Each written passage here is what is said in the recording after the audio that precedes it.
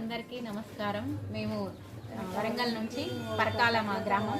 అక్కడ నుంచి దంతేశ్వరి అమ్మవారు 1008వ అమ్మవారు. అమ్మవారిని దర్శించుకోవడానికి మరియు అమ్మవారికి సారె పెట్టడానికి మేమందరం కలిసి వచ్చాం. మహిళలమందరం 25 మందిని. నేను అమ్మవారికి చీర, గాజులు, సారె తీసుకొని వచ్చాను. మేము పసుపు, కుంకుమ, సారె పట్టుకొచ్చాము. దంతేశ్వరి అమ్మవారి. నేను దంతేశ్వరి అమ్మవారికి గట్టి పట్టుకొచ్చాను. నేను దంతేశ్వరి అమ్మవారికి పట్టుకొచ్చాను. నేను దంతేశ్వరి అమ్మవారికి పసుపు, కుంకుమ, చకినాలు, గరిజెలు, పండ్లు తీసుకొచ్చాను. దంతేశ్వరి అమ్మవారికి నేను గాజులు తీసుకొచ్చాను.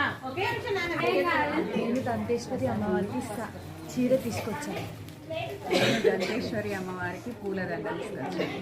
నేను దంతేశ్వరి అమ్మవారికి కుడుకలు తీసుకొచ్చాను. నేను దంతేశ్వరి అమ్మవారికి ఓడిబియ్యం తీసుకొచ్చాను. నేను దంతేశ్వరి అమ్మవారికి గర్జలు తీసుకొచ్చాను.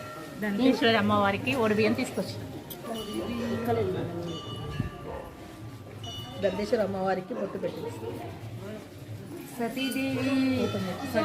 సతీదేవి యొక్క దేహమును శ్రీ మహావిష్ణువు తన సుదర్శన చక్రంతో ముక్కలుగా చేసినప్పుడు అమ్మవారి యొక్క దంతము ఈ స్థానంలో దంతెవాడలో పడడం వల్ల దంతేశ్వరి దేవి అని అమ్మవారికి నామకరణం జరిగింది. ఈ దంతేశ్వరి దేవి 108వ శక్తిపీఠంగా విరాజిల్లుతుంది. 1008వ శక్తిపీఠంగా విరాజిల్లుతుంది.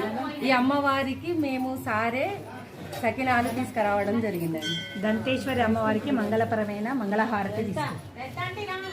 దంతేశ్వరి అమ్మవారికి ఓడి బియ్యము, బ్లౌజ్ పీసులు తీసుకొచ్చాను. నిమ్మకాయల దండ తీసుకొచ్చాను.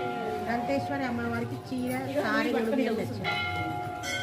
దంతేశ్వరి అమ్మవారికి ప్రసాదం, వస్త్రం, నిమ్మకాయల దండ తెచ్చాను. దంతేశ్వరి అమ్మవారికి ఓడి బియ్యం దంతేశ్వరి అమ్మవారికి గట్టిపిండి తీసుకొచ్చాను.